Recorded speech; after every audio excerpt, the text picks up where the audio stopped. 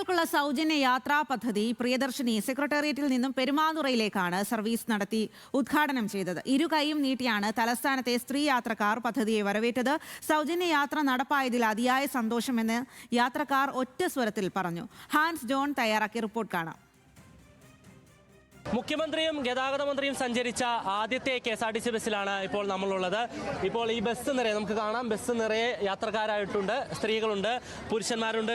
ഇപ്പോൾ കണ്ടക്ടർ നമ്മളോടൊപ്പം ചേരുന്നുണ്ട്. ചേച്ചി, ടിക്കറ്റ് ഒക്കെ കൊടുത്തു തുടങ്ങിക്കോ? കൊടുത്തു തുടങ്ങാണ്. എങ്ങനെയുണ്ട്? തിരക്കുണ്ടല്ലോ, നല്ല ആയ ദിവസം തന്നെ.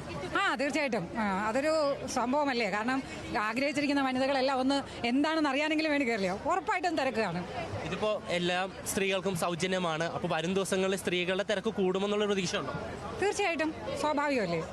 അപ്പോൾ ജോലിഭാരം കൂടില്ലേ? അങ്ങനെ ജോലിഭാരമൊന്നുമില്ല. ഒരു ബസ്സിനകത്ത് മാക്സിമം കൊള്ളാവുന്ന ആളല്ലേ എന്തായാലും കയറുള്ളൂ. അത് ഞങ്ങൾ ഇതിനു മുമ്പും ചെയ്തുകൊണ്ടിരുന്ന ജോലിയല്ലേ. ഇപ്പോൾ ഫ്രീ ആണ് എന്ന് പറഞ്ഞ് കയറുന്നവരല്ലോ. അന്നും അവർക്ക് യാത്ര ചെയ്യണം, ഇപ്പോഴും അവർക്ക് യാത്ര ചെയ്യണം. ടിക്കറ്റിന്റെ ക്യാഷിൽ മാത്രമല്ലേ വെച്ചുള്ളൂ. അതവർ കയറും ഇറങ്ങും, സ്വാഭാവികം. ഭയങ്കര സന്തോഷം. UDF സർക്കാർ പറഞ്ഞ വാക്ക് പാലിച്ചു. എങ്ങനെ തോന്നുന്നു ഈ പദ്ധതി? പദ്ധതി നല്ല രീതിയിൽ പോകുമെന്ന് തോന്നുന്നു. ഭയങ്കര സന്തോഷം തോന്നുന്നു.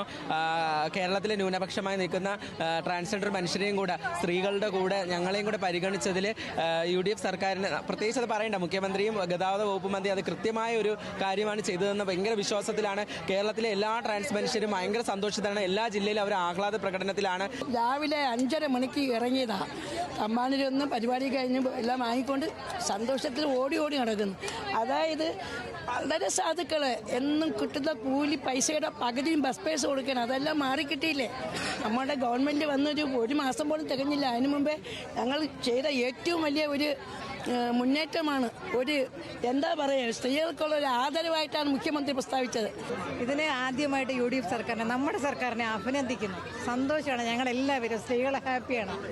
എന്തായാലും സ്ത്രീകൾ വലിയ സന്തോഷത്തിലാണ്. അവരെ സംബന്ധിച്ചിടത്തോളം വലിയൊരു പദ്ധതിയായിട്ട് തന്നെയാണ് അവർ കാണുന്നത്. കാരണം പ്രായഭേദമന്യേ വനിതകൾക്കും ട്രാൻസ്ജെൻഡേഴ്സിനും ഈ പദ്ധതി അതിൻ്റെ ഉപഭോക്താക്കളാക്കാൻ കഴിയുന്നു. പൈസ ഇല്ലാതെ അല്ലെങ്കിൽ ഒരു അത്യാവശ്യ ഘട്ടം വന്നാൽ പണം നോക്കാതെ യാത്ര ചെയ്യാനുള്ള ഒരു സൗകര്യം.